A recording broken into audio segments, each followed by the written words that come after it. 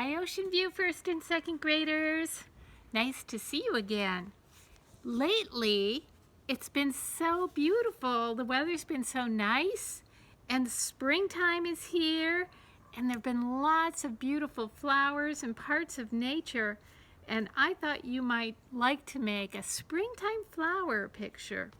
And so today I'm going to show you how to do that. I think you just saw some samples of it with the camera there, and we're going to start out with 2 coffee filters. I already started painting one of mine, and you'll need your watercolors and some water, and I want you to paint your coffee filters with your watercolors. I'm working on mine right now. Think about what colors flowers are. So out of your box of watercolors, you probably could use most of the colors, but there's some colors you probably don't want to use for the flower parts. You can use red and orange and yellow, not green, because green would be the color of the leaves and the stems. Oh, there I went into green. Not green, Miss Mary. No, not green. And if you do something like I did, you can clean watercolors just like that. Now it's all clean. So I go into my yellow, and you can see that I am painting just one side of the coffee filters, and I'm putting lots of color on it. You could also use blues or purples on here, but don't use green. Don't use brown, and don't use black, because those colors might be more part of when the flower is starting to die and fade. So we don't want to use that. We want to make them look nice and springtimey. Your purple, by the way, is right here between the blue and the brown. And if you're ever not sure, you can go ahead and put some paint up there like this. Oh yeah, now I can see.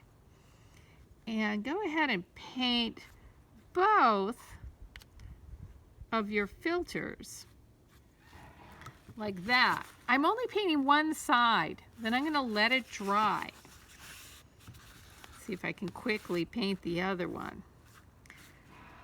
Here's how I like to do it. I like to start with the red and some of the darker colors near the bottom, like the purples and the reds. And I like to get up to the yellow near the top of my coffee filter. Okay, so I'm being a little bit sloppy, but it doesn't matter. I'm going to try to paint super fast.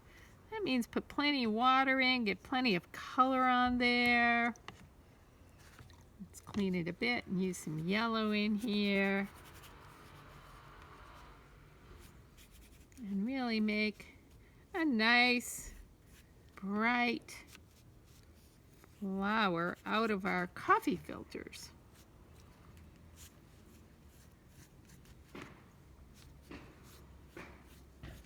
I only have to paint one side, as I said before. It'll go right through to the other side, which is handy. Means we only have to do one side. Okay. And I'll put a little purple around the edge here. That's how I like to paint mine, but you can paint yours anywhere you want. Just don't use the colors like brown or black or green in this part. Okay, so there I've painted them both. And we're going to let those dry for a moment. This one's still drying. They dry pretty fast. Like this one's almost dry now, so I guess I'll use that to just show you the next part of the project. So within 5 to 10 minutes, this will dry. Then you need some scissors. And you're going to start in a corner. We don't want to cut on the seams. We want to cut on this rounded part, the big open part, and just cut in a little bit there. I'm going to cut in as if I'm cutting the edges of some flower shapes. There's one. You can save the pieces that you cut out because you might want to use some of those in a few minutes. It's easier to cut when it's dry, but I'm just going to go ahead and do it because I want to show you what to do. And I think cutting like 3 triangles out, and they don't have to be perfect triangles. In fact, some kind of rounded shape here is pretty good, like that. Now it looks more like a flower shape. And when I open it up, you can see that the paint went through to the other side, right? Mine is still kind of wet. But I'm going to go ahead and cut the other one too.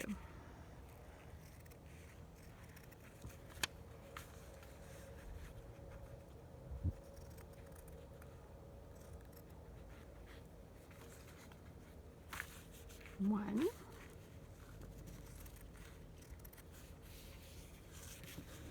Two, and we're just cutting on the open edge. The open edge, not the other edges. They need to stay shut.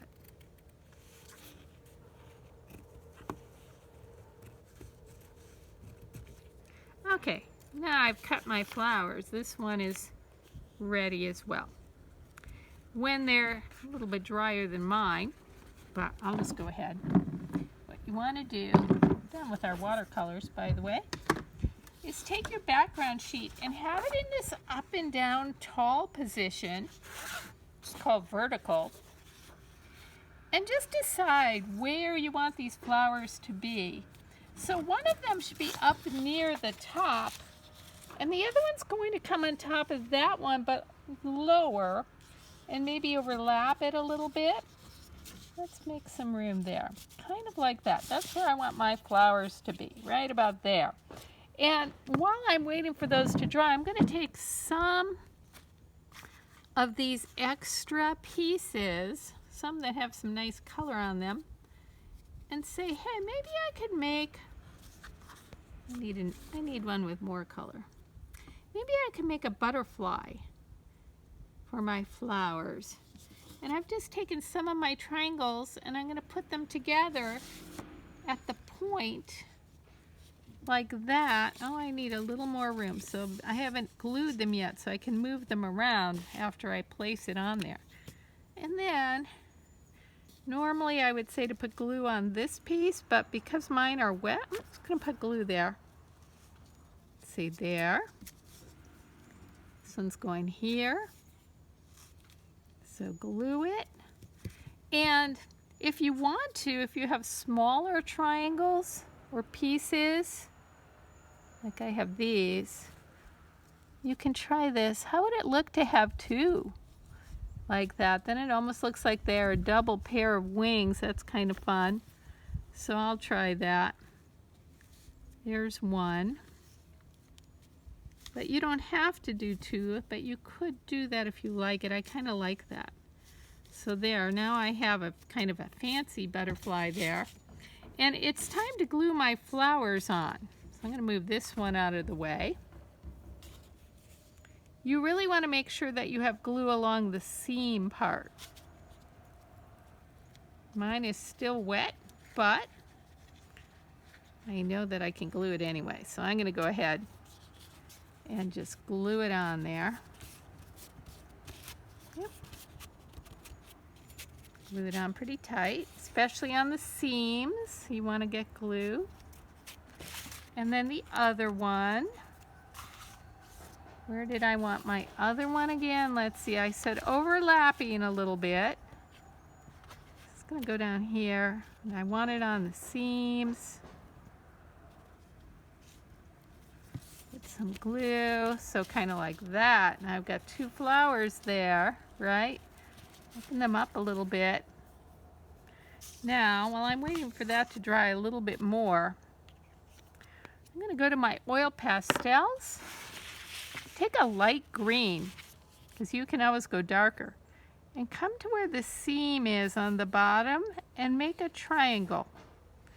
And then take one part of the triangle and go all the way down to the bottom. And you can make that a little wider and color it in. Now do the same thing on the other one. Make a triangle and then extend one side down. Bring them both down and fill that in. And now I've got a stem. I like to take the darker green and outline it. That really sets it off, I think. So that's how I like to do my stems. And then how about some leaves? I could make one leaf over here. We don't have to see the whole thing or even where it's going to. Let's make one skinny tall leaf on this side, really skinny because I don't have a lot of room.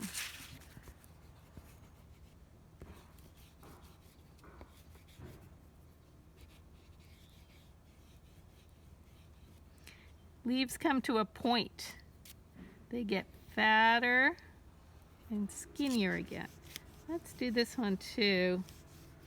Notice that I like to use the side. I'm just using a little piece here. I broke my oil pastel, but it's okay. You can peel the paper off and just use the side of it. And again, I think I'll outline with the darker, and then I can put the middle of the leaf like that. I could even add more details if I wanted to. But that's enough for me. I'm almost done.